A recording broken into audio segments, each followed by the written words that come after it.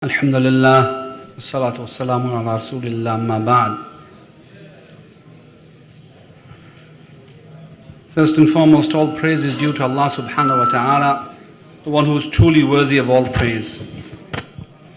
We praise Allah subhanahu wa ta'ala, and whilst we praise Him, we acknowledge our deficiency in praising Allah as He deserves to be praised. Allah is as He has praised Himself. To Allah belongs the most beautiful names and attributes of complete perfection. And indeed, all thanks is due to Allah. Allah is the source of all blessings. And peace and salutations upon the Messenger of Allah, the Prophet Muhammad sallallahu alaihi wasallam, who Allah subhanahu wa ta'ala sent as a mercy to all of the alameen. Inshallah, today we are going to touch upon the tarjama of Imam Muslim, who was the writer of Sahih. And inshallah we want to discuss his book, or at least his manhaj in his book, and some of the stories which are narrated about him. And there is no doubt that this is one of the important topics that we Muslims need to discuss, because Imam Muslim's book Sahih is one of the reference points for Muslim scholars. So inshallah we want to discuss that, and also inshallah it is encouragement for us to read his book and maybe read it with a lot more appreciation for his work, and also the understanding on how to read his book. Because one of the downfalls that we have today is that somebody picks up a book like Bukhari or Muslim and they read the book because they don't know the methodology of the scholar who writes it. They're not any well acquainted with his terminology. So there are a lot of misunderstandings because of that. And then people make ittihamat of those scholars, and in fact they are bari from those ittihamat that people make about them. So the Jalala of Muslim, Imam Muslim, is something which is recognized by all of the Ahl Sunnah.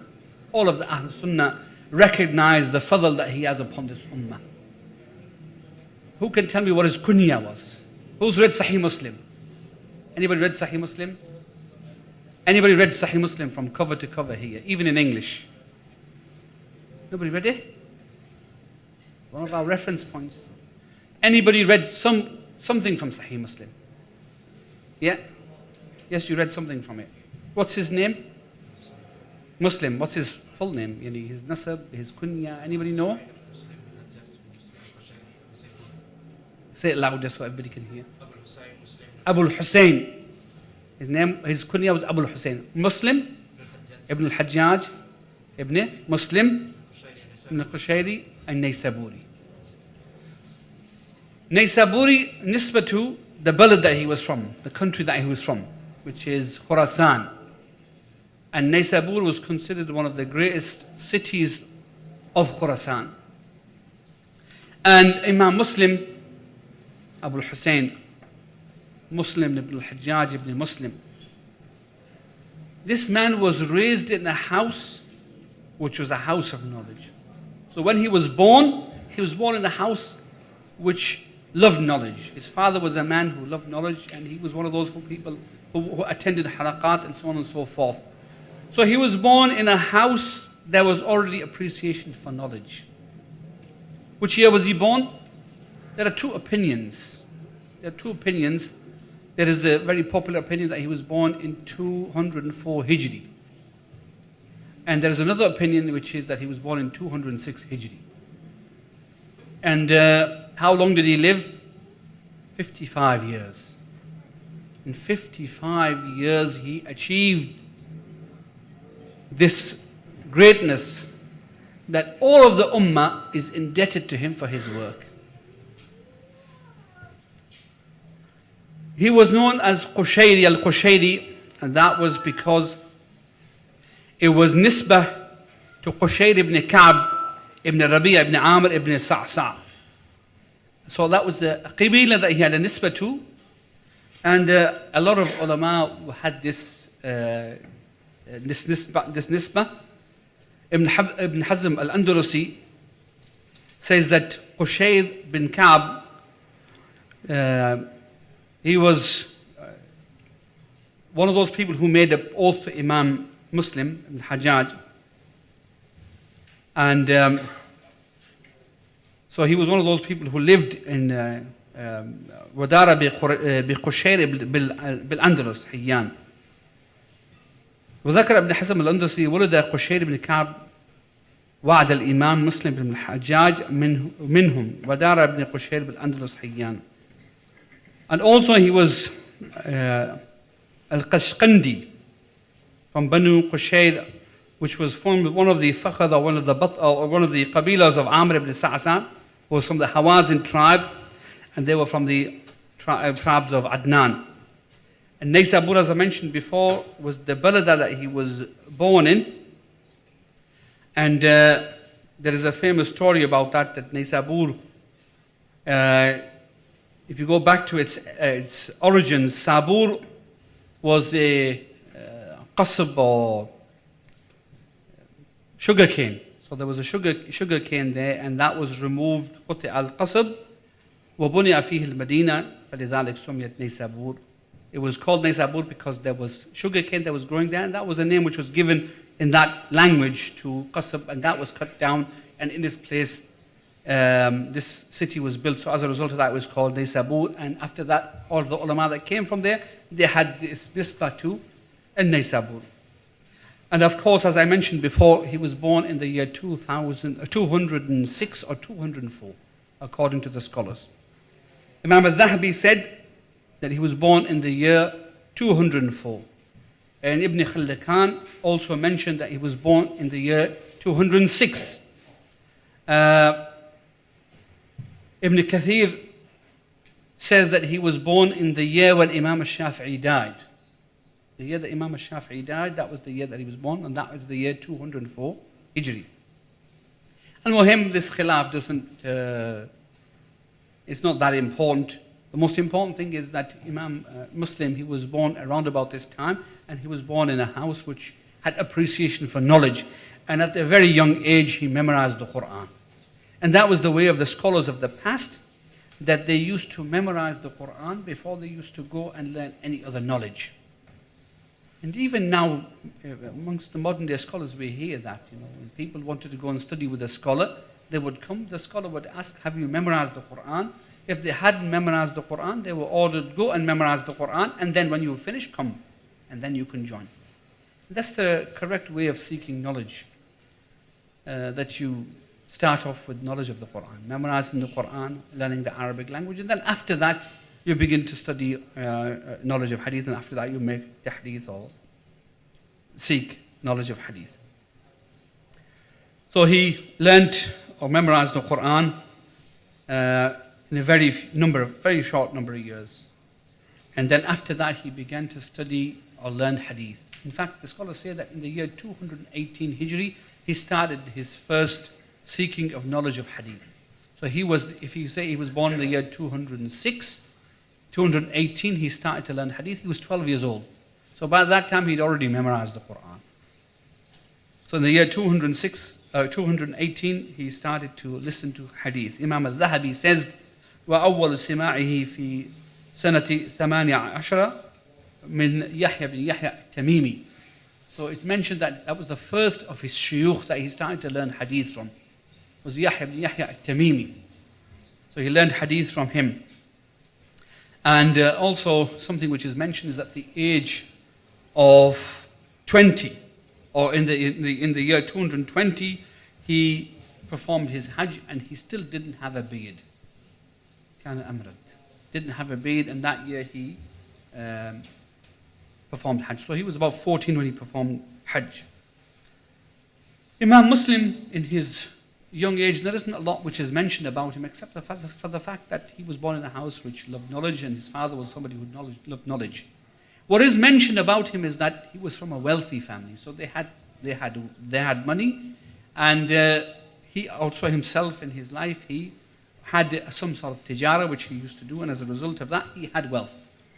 I mean, this is something which is part and parcel of a person seeking knowledge, is that one of those masail that often that students come across is that sometimes you need to have money. And especially in those days, when rihla fi talab al-ilm, going out and taking a journey to go and study knowledge, necessitate that you have money.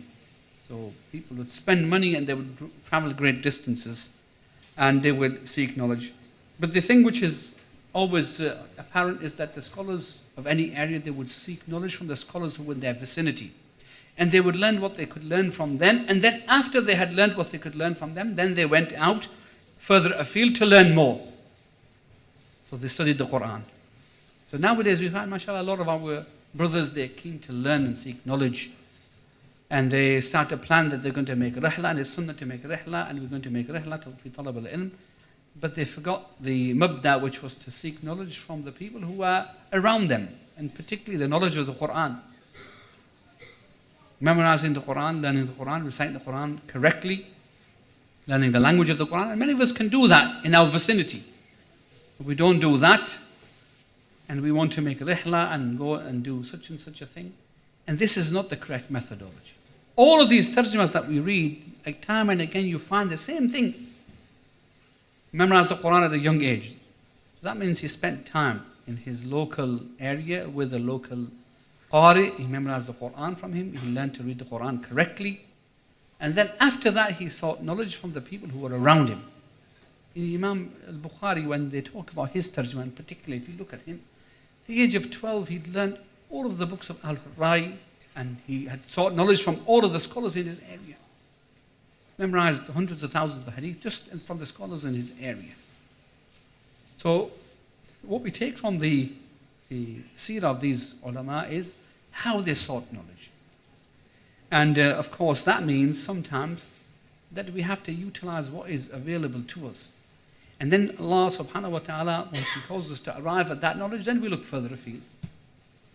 Subhanallah, some of the people which are the least appreciated, but they may be the most valuable in our communities, the people who are the huffaz of the Quran, who are teaching the Quran, who are teaching the recitation of the Quran, rectifying our Quran. We give them absolutely no value whatsoever. And this is wrong. So Imam Muslim, at the age of, in the year 220, he performed Hajj. And that was his first rihla, and then after that he started to seek knowledge from other scholars. And when he came to Mecca, from amongst the people that he listened to was Abdullah ibn Maslam al-Qanabi. And he was one of the most famous of the scholars of Mecca at the time, and he is considered to be Akbar Shuyukhihi. What does it mean, Akbar Shuyukhihi? Does it mean he's the biggest in Hajm? He's the biggest man that was amongst all of his scholars? It doesn't mean that. What it means is in terms of his tabaqa. He was one of the highest tabaqat that Imam Muslim. In fact, once we inshallah start to discuss the book of Imam Muslim, we're going to come to realize that we have to have some understanding of Musalah Hadith. Musalah Hadith, we have to have some understanding of it to be able to understand some of the methodology that Imam Muslim used in his book. So he was one of the foremost of his shuyukh, from the highest tabaqat. And also Imam Muslim then traveled and went to various places, and he sought knowledge of hadith. So he went to Kufa in Iraq, and came to the Haramain. He went to Egypt. And from the greatest of the scholars that he listened to, Yahya ibn Yahya Naysaburi, Qutayba ibn Sa'id. These are all very famous shuyukh, people who are well known for ilm al-hadith. Sa'id ibn Mansur, Ahmad ibn Hanbal, and Ishaq ibn Rahway. Some of these were the shuyukh of Bukhari as well. Ishaq ibn Rahway was the one who recommended to Imam al-Bukhari to write his Sahih. So I think that we did probably Imam al-Bukhari last week on Saturday. What you probably learned from there was that Ishaq ibn Rahway was the one who recommended to his students that it would be a fine thing if somebody were to write a book which was exclusively authentic, only Sahih. And Imam al-Bukhari said that from that point, وَقَعَ فِي قَلْبِي, it occurred to me in my heart that I should be that person who should write the Sahih. The other thing is also the dream that he saw, in which he is wafting flies from the face of the Prophet sallallahu alaihi wasallam. Ishaq ibn Rahawayh was the one who interpreted that dream of Imam al-Bukhari.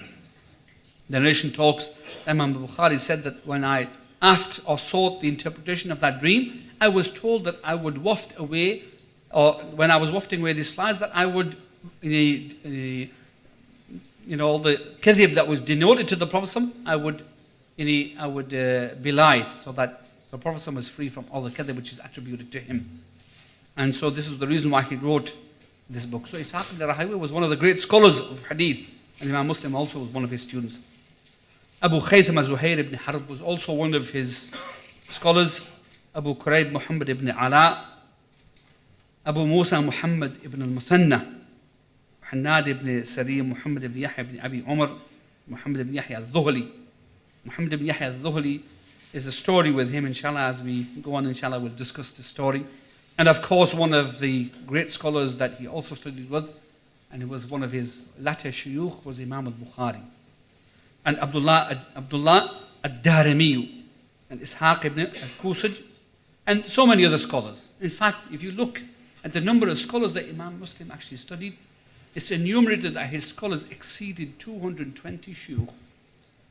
220 shuyukh it is known that he studied with them.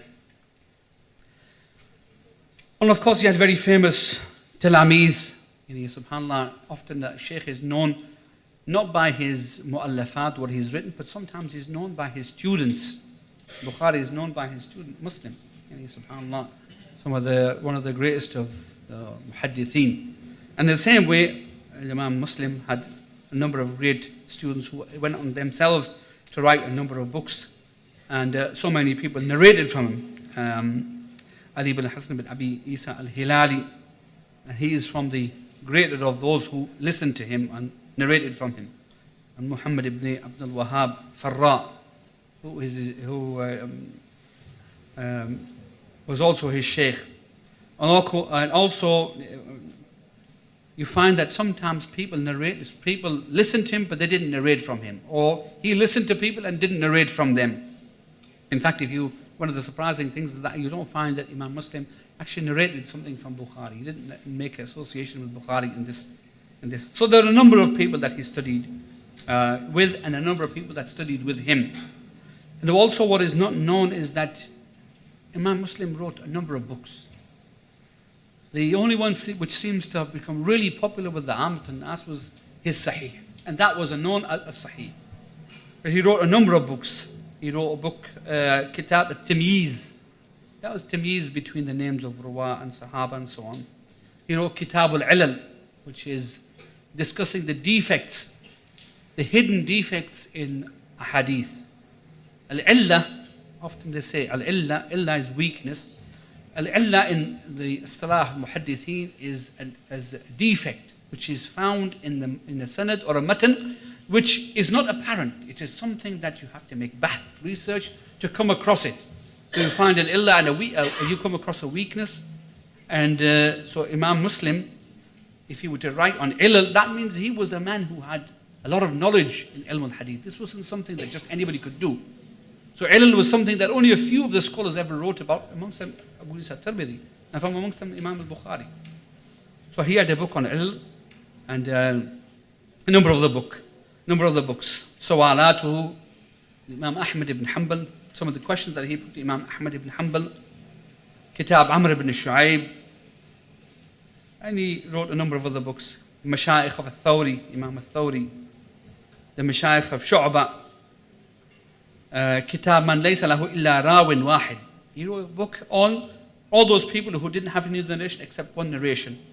So he wrote a number of books. Kitab Awlad al-Sahaba, Awham al-Muhaddithin, At-Tabaqat, which is the levels of the Ruwa, the narrators of Hadith, Afrad al-Shami'in, the people from Sham who had narrations which were exclusively their narrations from the Shami'in. He wrote a book on that. So he wrote a number of books on this knowledge of Hadith. Some of them were so specialized that they were books really only for scholars, and they were the ones who benefited. Some of them were published and some of them were lost.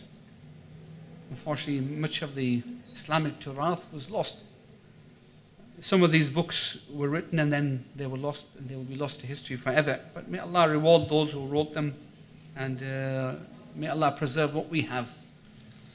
If you look at Imam Muslim, in Hadith, he had a methodology which he used in Hadith, and that methodology is something which we find in his book. So we're going to, inshallah, discuss the methodology of Imam Muslim and the conditions that he had when it came to his book. What we do notice is that there are a number of scholars that wrote before him that had a lot of influence over him. So from amongst them was, of course, the book of Muwatta of Imam Malik. Imam Malik wrote a Muwatta book. And he wrote this book, and it was based on, it was divided into fiqh headings, and the hadith which fit under those fiqh headings were put there. So some books were written like this. Other books were written in different styles. Some books were written just based on masanid, like Musnad Imam Ahmad. What's the difference between Musnad Imam Ahmad and, for example, the Sunan? Is that Musnad Imam Ahmad was written based on asanid. Certain narrators, he wrote all of the ahadith from those narrators. For example, the ahadith of Abu Huraira. He put all of the ahadith of Abu Huraira under one chapter heading. And so that meant that it was sometimes to do with aqidah, sometimes it's to do with wudu. All of the ahadith of Abu Huraira were under one chapter heading. All of the hadith of Umar were under one chapter heading, and so on and so forth. So those were masanid. But these books were written under fiqh headings. What is fiqh? For example, all of the books, all of the ahadith of wudu were collected under a chapter, under a book, Kitab al-Wudu. And then they might be subdivided into abwab or chapters. So one of the first people to do this was Imam Malik in his Muwatta. So he would collect those ahadith that were used to make istidlal with, and they were put under these, they were given tartib under these abwab al-fiqhiyya. And so this is how they were memorized. And this was one of the methodologies that Imam Muslim used in his book, that he wrote his book. When he wrote his book, he wrote it in this same style. Incidentally, who knows how long Imam Muslim took to write his book, Sahih? Anybody know? You knew his name. Nobody knows? You know, subhanAllah, you know, when you look at these figures and you think, relating to his life, he lived for 55 years. He lived for 55 years. He took 15 years of his 55-year life to write as a Sahih. And if we were to work out, that's 3/11 of his life, and almost a third of his life, just under a third of his life, was devoted to this book. This book, which, subhanAllah, do we give it the value that it deserves? Can you imagine how much he strove to write this book? 15 years of your life. Some of the scholars that were with him, who witnessed him writing his book, they mentioned that Muslim, he took 15 years to write his book. It's no small feat for a person to be that dedicated that he spends his life collecting and collecting and collecting. And also when Imam Muslim wrote this book, the first condition is that the whole book has to be authentic. All of the ahadith are sahih. You know, sometimes people say, well, Abu Dawud wrote this book and he collected a hadith which is da'if. How could he collect a hadith which is da'if? You know, the difference straight away that you know what the mu'allif means by his book is if you look at the tarjuma or the anwan of that kitab. Kitab says as-sahih. So what do you expect? Everything is sahih. Just like Imam al-Bukhari, when he wrote his sahih, he's telling you that I wrote in this what I expect to be sahih, or what I arrived at that it was sahih. So the same thing here, the first condition that Imam Muslim put for his book was that what he collects in this book, according to him, is sahih. So he didn't write everything down. Abu Dawud wrote Sunan Abi Dawud, Sunan. So he collected Sunan. In fact, he says that I collected in my book what the ulama have used as a proof for something that they said in fiqh, in masail. So he didn't make ishtirat that it is authentic or that it is acceptable. Everything that the ulama made istidlal with, in terms of hadith narrations that he came across, he collected. But Imam Muslim says that I only collect in my book what is sahih. just like Imam al-Bukhari. And he says that I have over 300,000 ahadith mahfooza that I have. From those 300,000 ahadith, I wrote my Sahih. So if you can imagine the number of ahadith he put aside, because as far as he was concerned, they didn't reach that level that he wanted to put. One of the things that we realize is that he had very stringent conditions for his hadith to be sahih, or for a hadith to be sahih. And that is also something which you will realize last week of Imam al-Bukhari. Imam al-Bukhari didn't just make ishtarat al-sihha only. Not that it's only authentic, but then that authenticity had to be proved by an extra condition which he put. What is a hadith which is sahih? What's the definition of a hadith which is sahih? Anybody know? What are the conditions of a hadith which is sahih? What's the condition? Anybody know? Some of the conditions? You got your hand up. Go on, brother. It's all about the chain of narration. All about the chain. Is that what you said?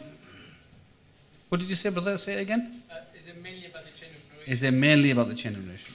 That's not the definition I wanted. Yes, Akhi. Did you say something? No. Anybody else? Yes.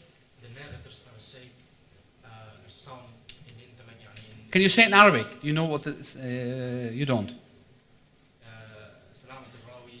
Okay. سلامة الراوي. من العلل والشذوذ. وحفظ الراوي يعني. I don't mean to test your Arabic. I thought you might have learnt the clinical definition that Ibn Hajar and some of the scholars gave of a hadith which is sahih. Anybody memorized the definition of what a hadith sahih is? SubhanAllah, sometimes I, chuckle to myself, sometimes when you hear brothers speak, and I don't mean you, and I don't mean disrespect to anybody, but sometimes we talk about masail which are way above us. We don't have any qualification at all, and we don't know what the hadith sahih is. But we can talk about masail and say that Adam got it wrong, and he doesn't know, and he's mubtadi', and he's this, and what do we know? We start to measure what we know, and if we looked at ourselves, we would say, okay, I'm the last person who should talk because I have no knowledge to talk. Sometimes people say, Shaykh al-Albani rahmatullah alayhi, but he got it wrong in that hadith. Say, what did you know about hadith? That man spent over 60 years of his life learning about hadith. Tell me what the definition of hadith sahih is. You don't know. And of course, I don't mean to disrespect anybody here. But we should learn. So, the scholar said, ما اتصل سنده اتصل سنده اتصال سنده إلى منتهى. That the sanad, or the chain of narration, should be complete. From the person who narrated the hadith, or the one person who collected the hadith up to the Prophet sallallahu alaihi wasallam. There should be a complete chain of narration. So all of the narrators are there. There is no inqita', there's no breaking. Because if there is a break or an inqita' is the word. Sometimes you hear this term munqati'. This is why I think people should have pens and they should write or they should make notes. Because I'm going to mention to you definitions or to mention to you terms, and unless you write them down, you'll forget them. You'll read this maybe somewhere at the bottom of some book in the footnotes that this hadith is munqati'. And how will you know what that means unless you learn it? So if a hadith is munqati', it means it has a chain which is broken. Somewhere there is a break in the chain. So, as we were saying, ما اتصل سنده بنقل عادل ضابط. نقل العادل الضابط. That's the second condition.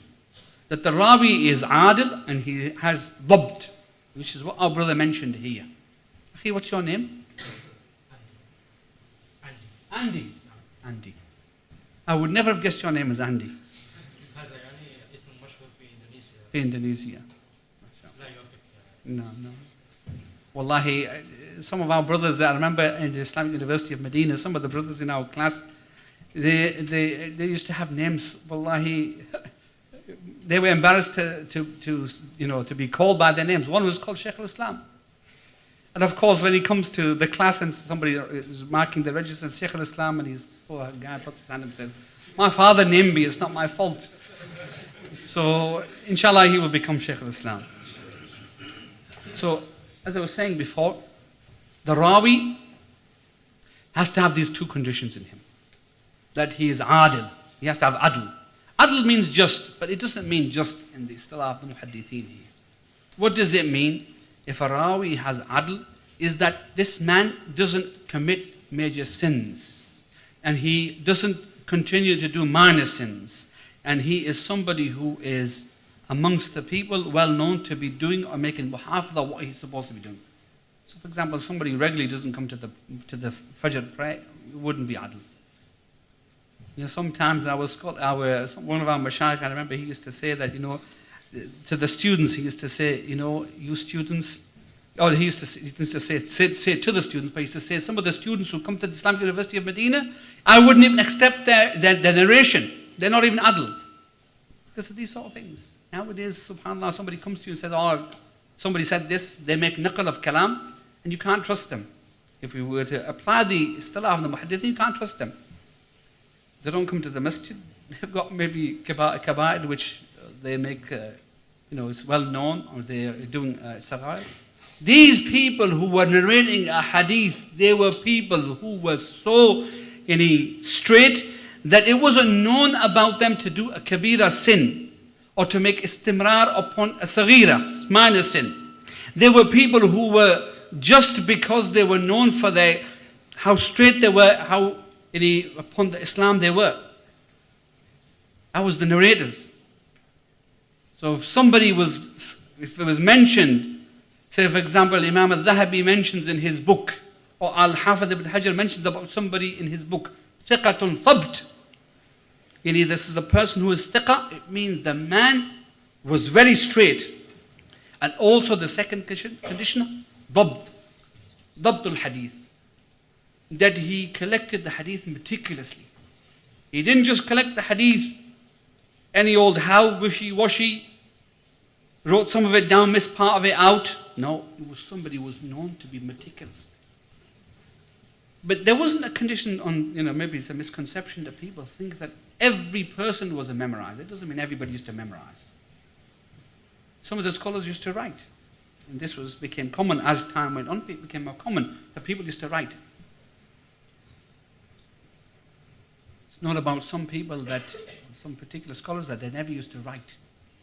But Allah had made them, one of His ayat in the dunya that, it's narrated about some of them. I think it was Imam al-Shafi they were mentioning, that he came to a majlis of one of the scholars and he used to memorize and the other scholars used to write.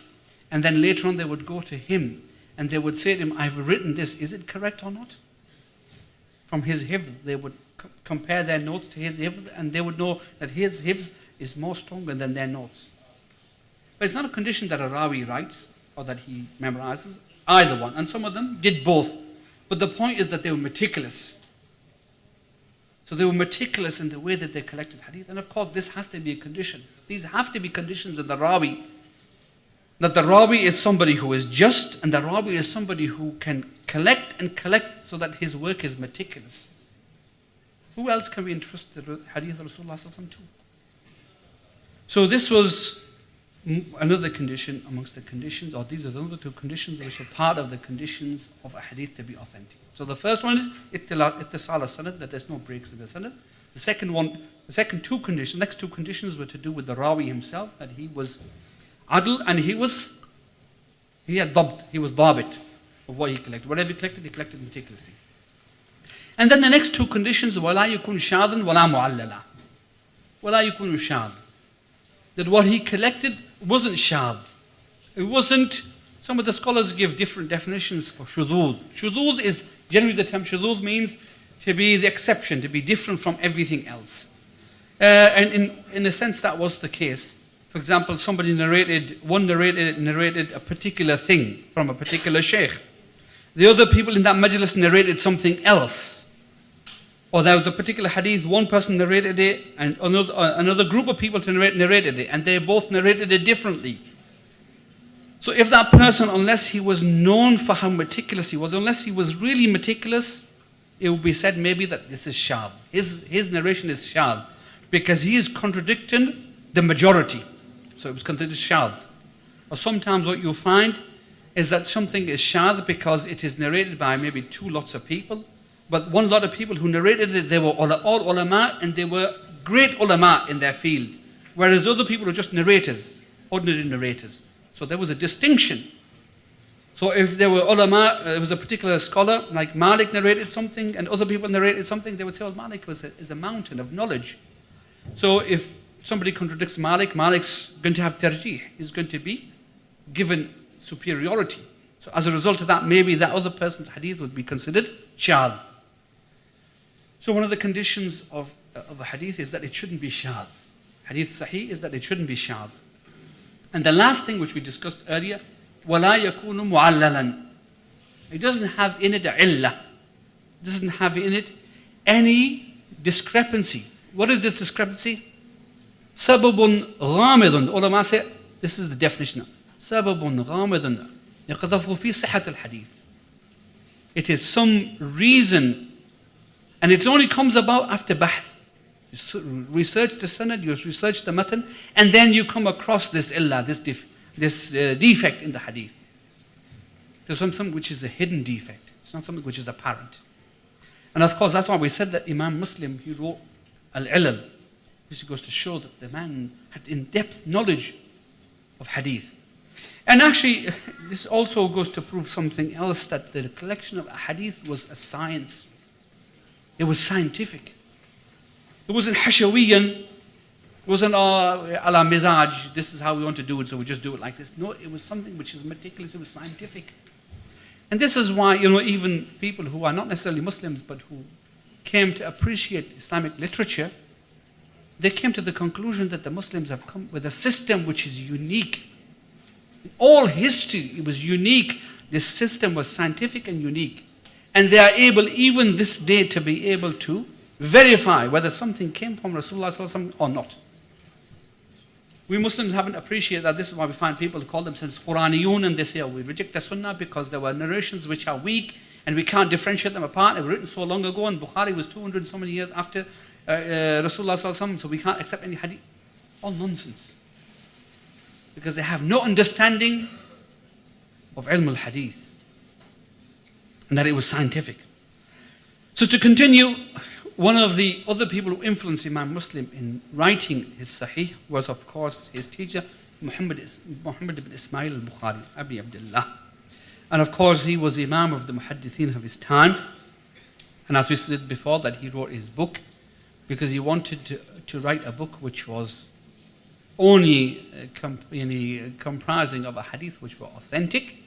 But Imam al-Bukhari had a particular standard, and that was that not only the hadith had to be, like we said, fulfill the conditions that were mentioned, the 5 conditions, but also on top of that, that it has to be established that the person who is narrating met the person who he is narrating from. Luqiyah. Ishtirat al-luqiyah. That, somebody says, I heard from Malik. Okay. Not only is it that it should be, for example, you look at the lives, that he lived at that same time, so it was possible. Not only is it that he traveled to that city, so it's possible. But he says he has to have said that he met with him. It has to be established that he met him. That's quite a stringent and hard thing to prove. Since Imam al-Bukhari's book, when he collected his book, and he took it from hundreds of thousands of hadith, and he only made a few thousand. And the mashhur opinion is that it was 9,000 odd hadith, 9,200 hadith, and from those 9,200 hadith, there were approximately 3,000 which were mutakarrira. They were repeated, and the rest were not repeated. And that's the popular opinion, and even that, scholars nowadays contest that there are less than that. Because the stringent conditions that Imam al-Bukhari put, so if nowadays we find that scholars do that, if a narration comes from Sahih al-Bukhari, why did they give it precedence? Because of his stringent conditions, they know this is authentic. There is less ihtimal, there is khata or mistake in that. So that was the condition Imam al-Bukhari put, and that's what set him aside from everybody else. Not only that it's the 5 conditions of Sahih, but also that the scholars must have met It must be recorded that they met one another. Ishtirat al-Luqya. Imam, and other scholars have said mu'asara, that they have to have lived around the same time. Imam Muslim had a similar sort of condition, and so this is why Imam Muslim, even his book, is not all of the 300,000 hadith that he knew, but that it was a lot less than that because of his stringent conditions. So his book is, again, the conditions of it is that all of the ahadith are authentic. And one of the scholars who was with him, Ahmad ibn Salama, he says, كنت مع مسلم في تأليف صحيحه 15 سنة. That I was with Muslim when he wrote or authored his book Sahih, and he took 15 years.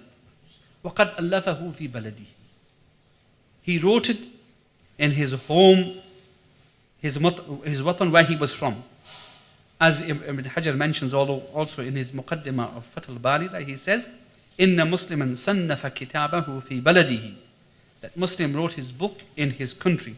بحضور أصوله في حياة كثير من مشايخه.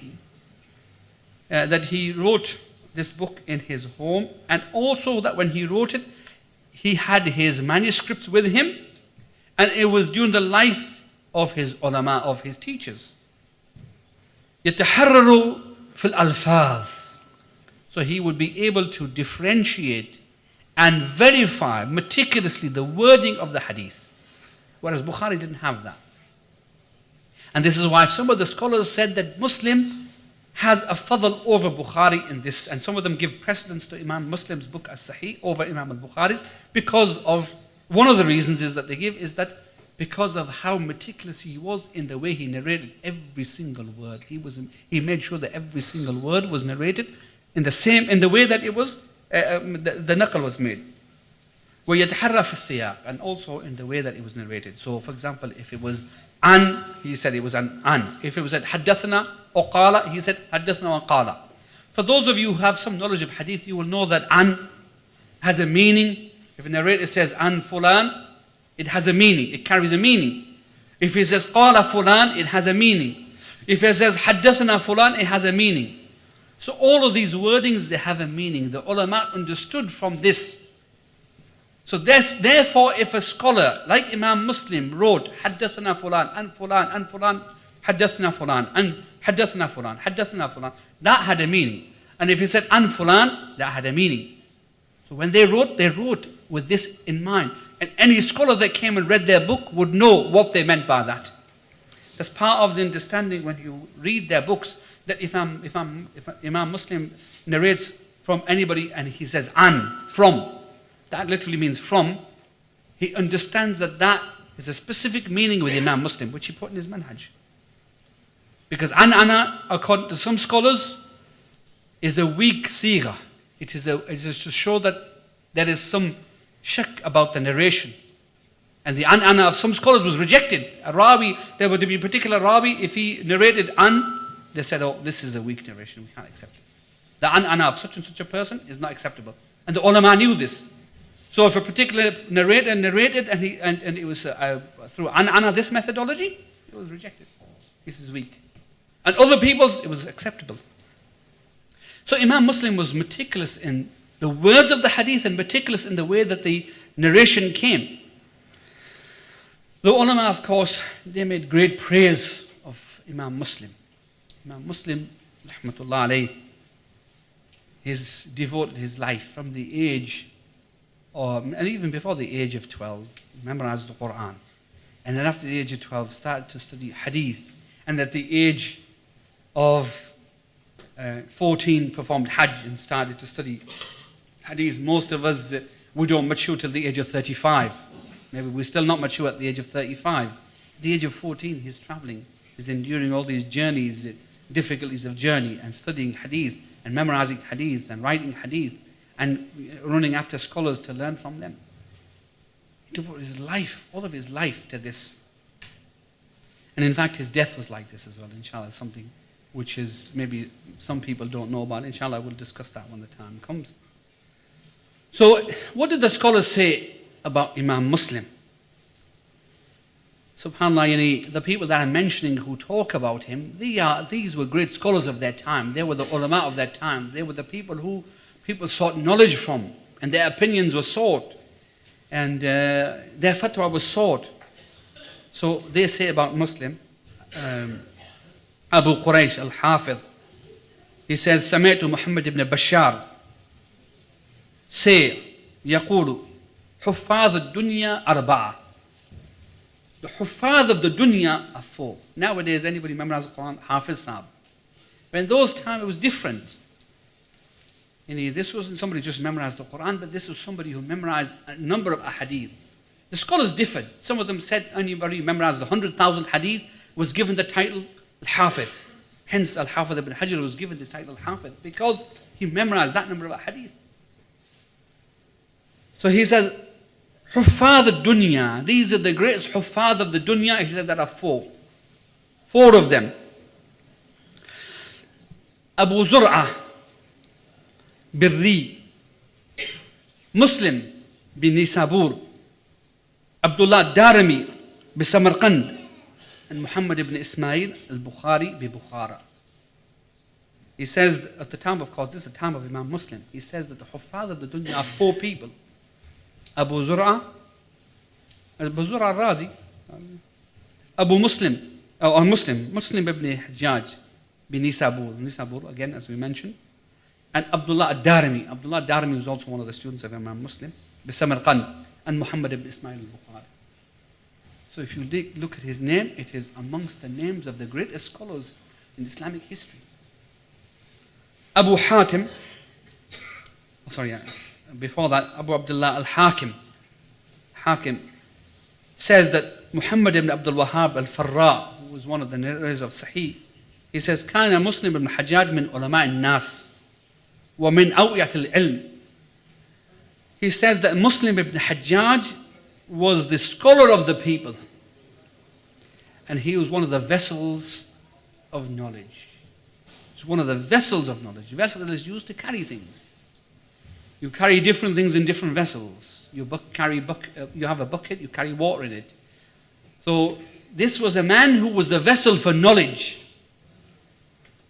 When a scholar says that, this has a great and profound meaning. I remember one of our scholars, one of the teachers who taught us, he studied with a number of very great scholars. From amongst them, he studied with Shaykh ibn Baz and Shaykh al-Albani and Shaykh al-Shanqiti, the one who authored the book Adwa al-Bayan. He studied with those big scholars of our time. And he used to say about a particular scholar who was just a young scholar in Medina at that time. He was a bit older than us, but he used to teach in the Haram.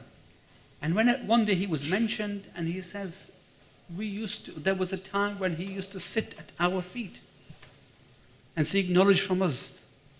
And this man who's saying, he's 75 plus. He was one of the big scholars.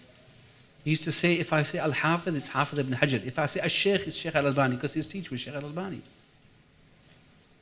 So he used to say that there's about this particular Shaykh, I don't want to mention his name. So he said that this Shaykh, this young Shaykh, there was a time he used to sit at our feet and seek knowledge. Today we sit at his feet, Shaykh, and seek knowledge. Allah created him for knowledge. That's a very great tazkiyah, isn't it? That somebody who knows what knowledge is to say something like that about somebody. So for these people to say about Imam Muslim that he is awiyatul ilm, that he is a vessel of knowledge. Abu Ali al-Naysaburi says a very profound thing. He says, ما تحت أديم السماء أصح من كتاب مسلم في علم الحديث. He says there isn't a book which is under the sky meaning on the earth. There isn't a book which is more authentic than the book of Muslim. As I said to you before, some of the scholars, they give preference to Imam Muslim al-Sahih for various reasons. As I mentioned two of them before, that tahri al-alfaz, he would be very careful in meticulously choosing and making sure that the way that the narration was made was the way it was narrated. And also tahri and the siga, how the tahdith was made.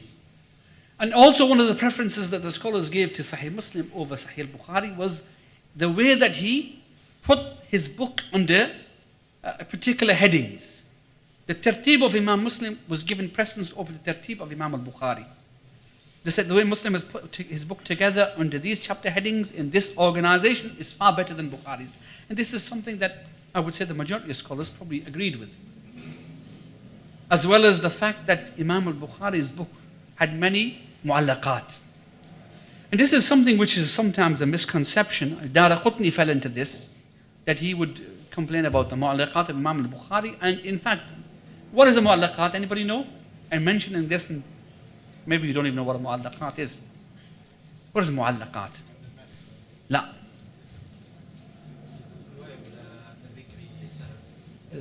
But there is something a bit more to it. Barakallah fi. What else? رواية بغير سند تماما بغير سند قد يكون بلا سند أي سند وقد يكون ببعض السند يعني أيوة قد يكون حتى مقطع في الحديث.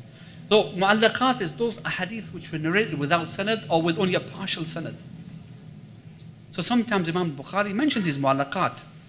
And some people took exception to that. Said, Bukhari, you said that all of the narrations that you're going to narrate are sahih. These are coming without any sanad. So these are not authentic. How can they be part of your book? And in fact, when the scholars replied to this, they said that these are actually not part of the Asl Kitab. These are not part of his book. He doesn't narrate them and say, this is part of my sahih. The mu'allaqat are not part of his sahih. So anybody taking exception to that, they have understood Imam al-Bukhari's book. There are things like that which are mentioned, which are not authentic. So this is why we have to understand Imam al-Bukhari had mu'allaqat in his book, and that was one of the things which was taken about or criticized about his book. Imam Muslim in that respect had far less, only 17. Only I think 17 from what I recall reading, 17. And even amongst those, they were narrated, there was I think 16 narrated elsewhere which had a full chain. So they were, in a way they were covered. Only one that wasn't. So this is another reason why Imam Muslim's book was given preference to over Imam al-Bukhari's book. However, so that's why we were mentioning that some of the scholars said that, or one of the scholars, Abu Ali al-Naysaburi, said that it is the greatest book on ilm al-hadith under the sky. Also, what is mentioned about Imam Muslim's book, about Imam Muslim. Well, Imam Muslim ibn al-Hajjaj al-Qushayri al-Baghdadi أحد أئمة الحفاظ وأعلم المحدثين وإمام خراسان في الحديث بعد البخاري. So Sadiq ibn Hasan al-Qunuji says that Imam Muslim ibn al-Hajjaj al-Qushayri al-Baghdadi, he is one of the A'imma al-Huffaz, one of the great scholars and Huffaz. And he is one of the most knowledgeable people of ilm al-hadith, and he is the imam of hadith in Khurasan after Bukhari, after Imam al-Bukhari. Ahmad ibn Salama says, رأيت أبا زرعة وأبا حاتم يقدمان مسلما في معرفة الصحيح على مشايخ أصلهما. And this is a very profound statement. Abu Zur'a and Abu Hatim, great muhaddithin, well known for their knowledge of ilm al-hadith, they used to give precedence to Muslim and his knowledge of a hadith, of his ma'rifah of a sahih from saqim, over the mashayikh of his time. They would give him precedence over the other ulama of his time. And in fact, many things which are mentioned about him, and I, jumping between this and that is difficult. But one of the things which is mentioned about him, that when he came back to his city and he came to amongst his people, he was afforded great honor, to the extent that when he came to his city, the Salatin, they gave him honor. The rulers of the time, they gave him honor. They saw him, this man was white hair, white beard, a beautiful face. Somebody asked, who is this? They said, he is Muslim ibn Hajjaj. So they said, this is the Imam, then tell him that he's been ordered by the Salatin that he should lead the prayer. He should lead the people in the prayer in the Grand Mosque. And so he would lead the people in the prayer. Of course, to show his status. People recognize his status. So the ulama, they made great praise of him. One thing that we have to mention in his life, which is the famous story, and I don't know how much time we've already taken, how much time is left.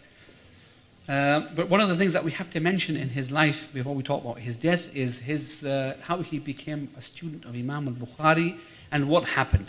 So Imam Muslim, he used to be the student of Muhammad ibn Yahya al-Dhuhli, who was a great scholar in his own right, and he is mentioned by the scholars that he was a thiqatun, thabtun, he was a big scholar of hadith, and he was a ravi of hadith. And Imam Muslim used to write from him. And he wrote a lot from him. And then it was mentioned that Imam al-Bukhari is coming, and Muhammad ibn Yahya al-Dhuhli said, okay, all of you should go and benefit from him. And so people went and benefited from him. And I think that as a result of that, there was a little bit of jealousy. Aqran, that is something which is known, it happens. Class fellows, it tends to happen. So on top of that, there was also a misconception about what Imam al-Bukhari had said. And so as a result of that, Imam al-Dhuhli misinterpreted what he said and said to him all that. He's one of those people, he's saying about the khalq af'al al-ibad, and that was the reason why Imam al-Bukhari wrote his book, khalq af'al al-ibad, and as a result of that, he was blamed about something in Aqidah, which he didn't say, he was bari from that. So Imam Muhammad ibn Yahya al-Dhuhli, in his majlis, I said that very, very quickly, you can go back and read that, we don't have time to mention the complete story. So what happened is Muhammad ibn Yahya al-Dhuhli, in his majlis, he said, anybody who has taken anything from Bukhari and wants to be a student of Bukhari, then let him leave my majlis. Some of the scholars said that he meant specifically Imam Muslim. And at that time the scholars used to sit in the dirt and they used to write. So Imam Muslim was sitting on his rida on the floor. So he stood up and he shook off his clothes and he shook off his rida and he put it on his shoulder. And also one of the things that Imam al-Dhuhli said was that he shouldn't narrate anything from me. So Imam Muslim left. Because he always defended Imam al-Bukhari. In his life he always defended him. So he went, and as a result of this, Imam Muslim was in a way a little harsh. That everything after that he'd written from Imam al-Dhuhli, he sent him back. Sent it all back to him. How did he send it back to him? How much did he write? It was something that a man couldn't carry, had to be carried on camel. So you can imagine, all of the time that he spent to write it, he sent it all back to him. And of course, then after that, he would often go to Imam al-Bukhari and study from Imam al-Bukhari. And in fact, one thing that is mentioned about him, that he came one day, Imam al-Bukhari was sitting, and he kissed him on his forehead. This sunnah of kissing the Imam, kissing the scholar on his head. This is something which the scholars did in the past, to go and show their affection and their reverence to that particular Imam. So he kissed him between his forehead, he kissed him on his forehead, between his eyes, and he said to him, stick out your foot that I might kiss you on your foot. O Amir al-Mu'mineen in Hadith. You are the most knowledgeable person, you are the Amir al-Mu'mineen in Hadith. This is what Imam Muslim said about Imam al-Bukhari. And subhanAllah, it's narrated about some of the scholars, I can't remember now if it was Imam Abu Dawood, but somebody is saying, stick out your tongue so that I might kiss your tongue, because your tongue narrated the hadith of Rasulullah sallallahu alaihi wasallam. And this is the reverence that they give to the hadith of Rasulullah sallallahu alaihi wasallam.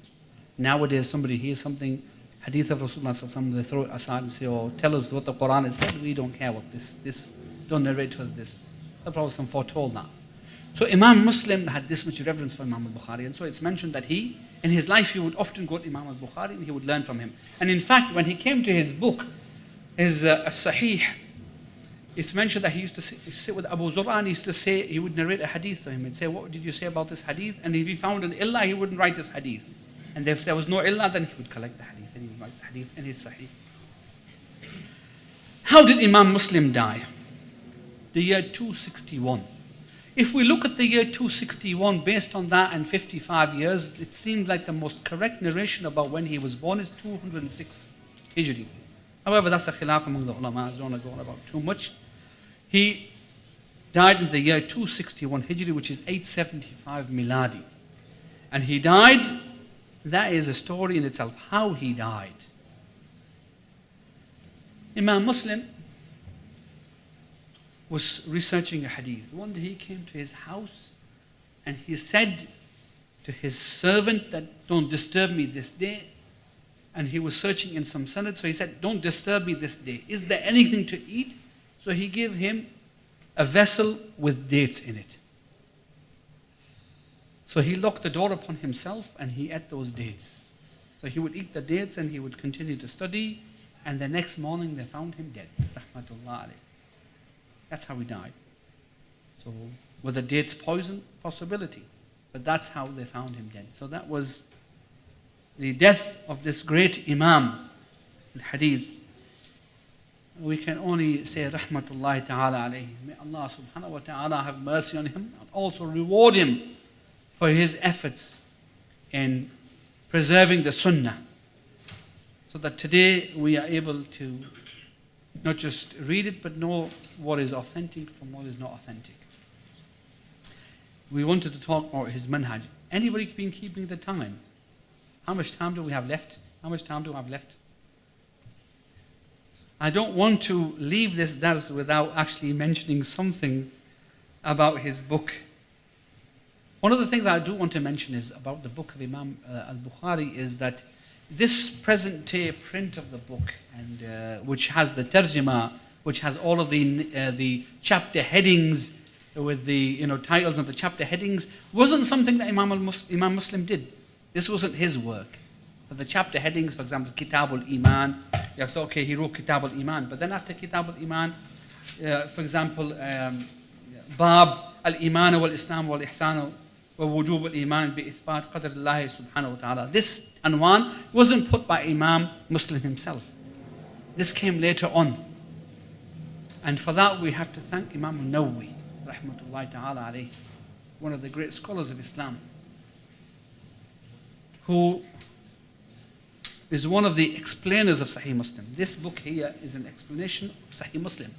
It's called Al-Minhaj.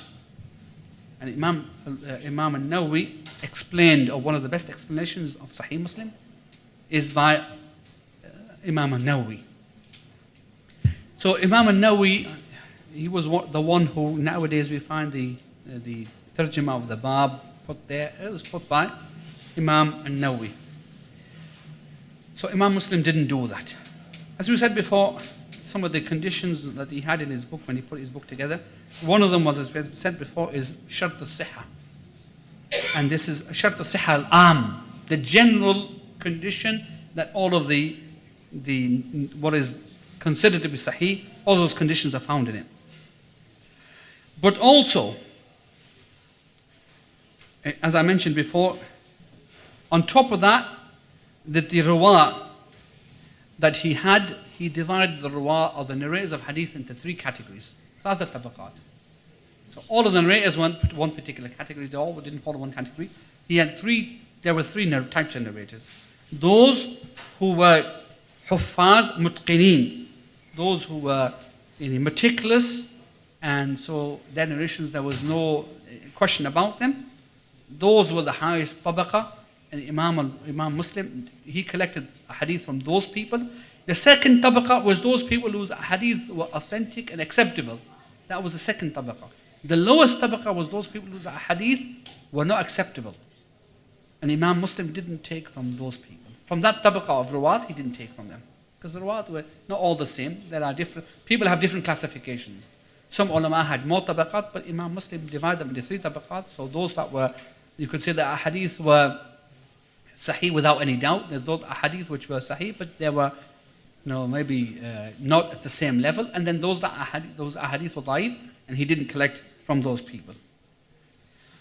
Also,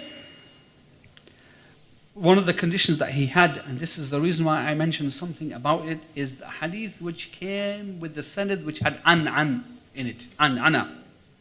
So he made ishtirat that anything which was narrated by this sigha an fulan, that rawi, that he was at the same time as the person who he was narrating from, and that there was a possibility that they both met, and that there wasn't any reason for them not to have met. So this was the extra condition that Imam Muslim put over the other writers of Sahih. So he made sure, as we could say, ittisal al-sanad al-mu'an'an. Ittisal al-sanad al-mu'an'an. Any sanad which came with an'ana, he made sure that that sanad was verified that those people actually heard. The second thing that also that we mentioned is tartib of his abwab, that the Imam Muslim, he gave a particular tartib, a particular arrangement to what he narrated. So they were in books, kitab and abwab, chapters and sub-chapters. And that, as I mentioned before, this was something which was later, the tarajim was given by Imam an-Nawawi.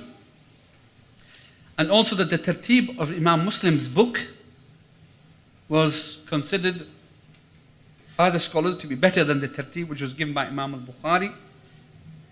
And it goes to show that he had itqan in the way he collected his book, and as a result of that, also he was given precedence. And also that Imam Muslim in his manhaj of collecting, now this is something that we should study. When you come to study a book like Imam Muslim, his biography is not as important as the methodology, because we're going to use his book, so we need to know what is the methodology in his book. So one of the things which is mentioned is that Imam Muslim used to, when he narrated a book in a particular chapter, the first hadith that he mentioned, for him, that was the highest sanad.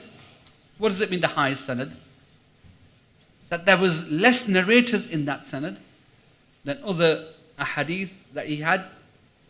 So for example, if he had a hadith which had 5 narrators, and he had a hadith in which he had 6 narrators to Rasulullah sallallahu alaihi wasallam, so he's narrating the hadith, and he has 5 narrators between him and Rasulullah sallallahu alaihi wasallam, and he has another hadith which has 6 narrators. Which one will he write first? The one with 5. So that's the first thing in his manhaj, that he gave taqdeem to those ahadith which he wrote with less narrators between him and Rasulullah sallallahu alaihi wasallam. So that's one thing that we should, inshallah, know. And also, when he came to do this, if you look at his actual book, the number of narrators that he narrated from, who were from the middle tabaqa, from the middle group of people, they were few. So he would prefer to narrate from those people who were from the high tabaqa, and those that were from the middle tabaqa, they were very few. And of course he narrated nothing from those who were from the lowest or the third tabaqa, who were people whose ahadith were not authentic.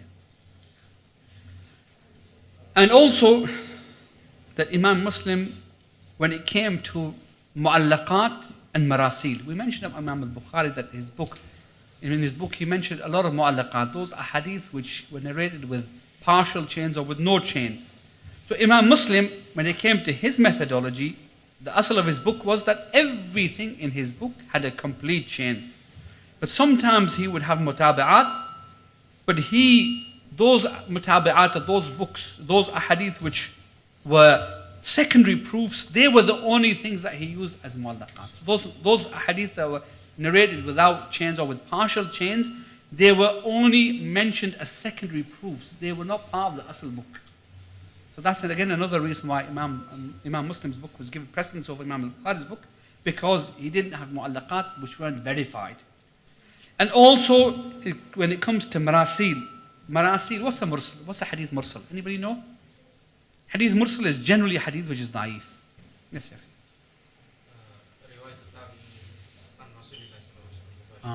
Barakallah. It's a hadith which is narrated from Rasulullah sallallahu alaihi wasallam by a tabi'i, and the sahabi is missed out. And sometimes the tabi'i is also missed out. That's the hadith which is mursal. So it is from the source, two of the people at the top of the hadith, the sahabi, and sometimes the sahabi and the tabi'i are both missed out. That's hadith which is mursal.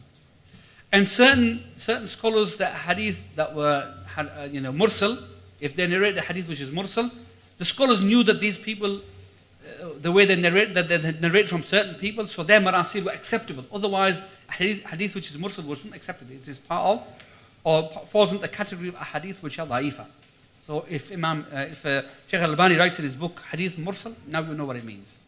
That the sahabi is missed out, or the tabi is missed out. As a result of that, this hadith has a chain which is broken. So Imam Muslim, when it comes to these sort of things, mu'allaqat and marasil, then you find that he was very careful, and that he would only narrate something which he had later or earlier mentioned with a full sanad. That is correct, except for maybe in one or two instances. And even, in fact, it's mentioned that, in Imam Muslim's book, there isn't more than maybe 10. There isn't more than maybe 10 mu'allaqat in the Sahih of Imam Muslim. And also when it comes to marasil, you find that often when he mentioned something which is mursal, he had mentioned it elsewhere with the complete chain. So even most of the hadith which he mentioned which are mursal, they are verified, except for maybe in one or two instances. Also when it comes to athar which were mawqufa, which have no asl, he says concerning them, وغالب ما أورده من الموقوف يتعلق بالمسائل راويه الحديث وجل ما أورده خارج المقدمة يتعلق بالمناسبات ورد أحاديث مرفوعة وقد جمع الحافظ ابن حجر موقوفات مسلم في جزء صغير سماه الوقوف على ما في صحيح مسلم من الموقوف. So you find that generally the mawquf ahadith are mentioned in his muqaddimah, in which and this is something that I should have mentioned right at the beginning, that he had a muqaddimah to his book, an introduction to his book, and in that muqaddimah he mentioned or outlined his methodology. So you find that most of the ahadith or the narrations that he mentioned which were mawquf, they were mentioned in his muqaddimah and not part of the narrations after he started narrating the hadith. And also when it came to tikrar, you find that Imam Muslim was careful that he didn't make tikrar of a hadith. Tikrar is to repeat something which he's repeated before. And you find that tikrar is a lot in Imam al-Bukhari's book.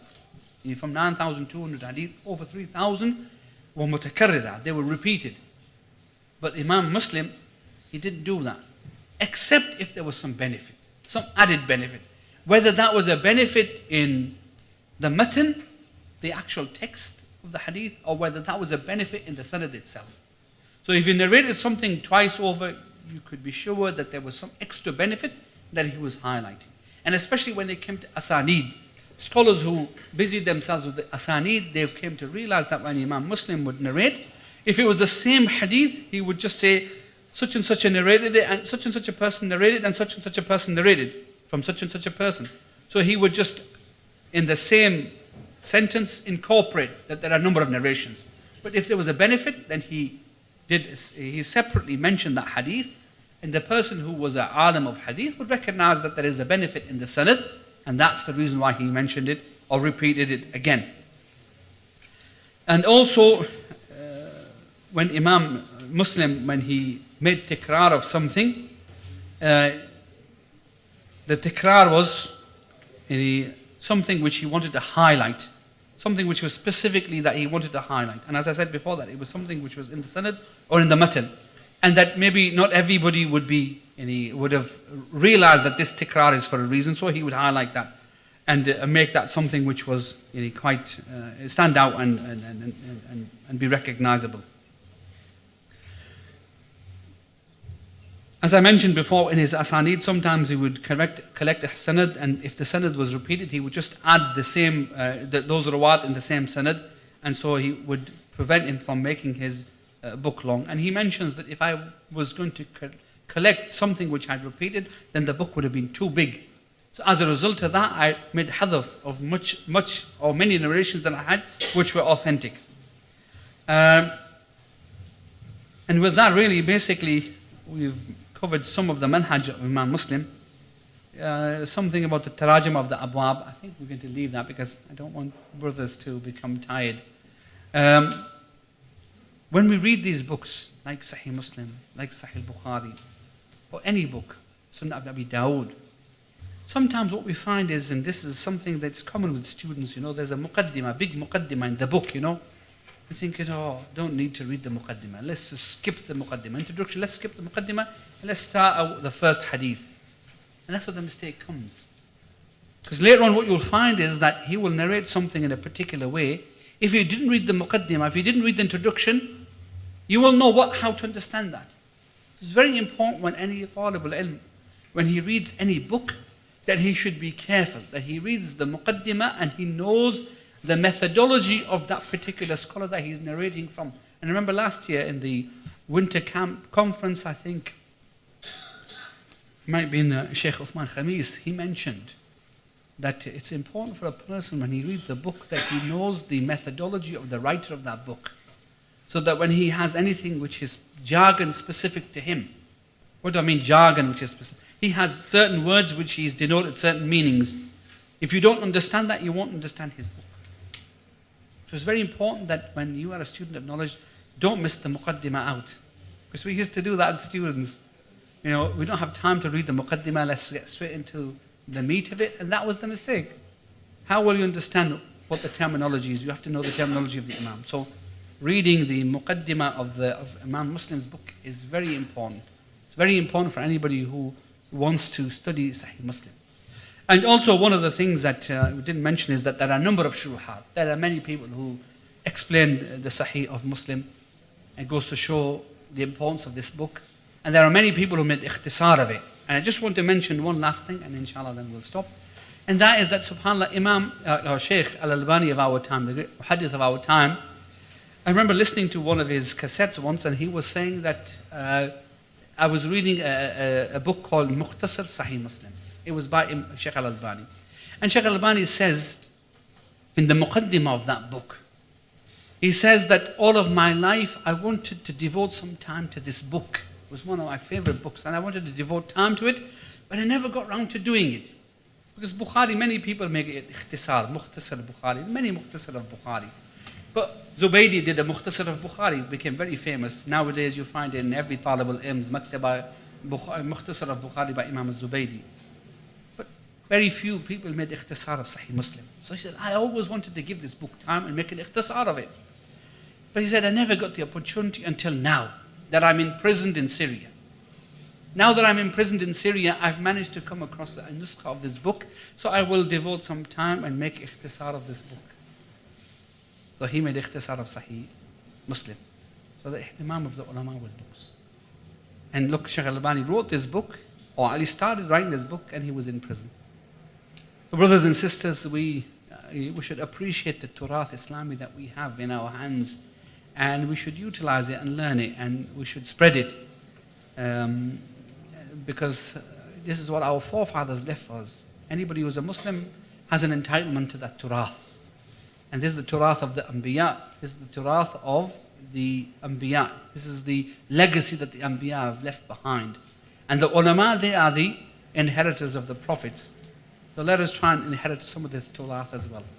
Jazakumullah khairan, subhanakallah wa bihamdika, ashhadu an la ilaha illa anta. Jazakumullah khair. Sorry for keeping you this long. Jazakallah khair, Andy, for your participation.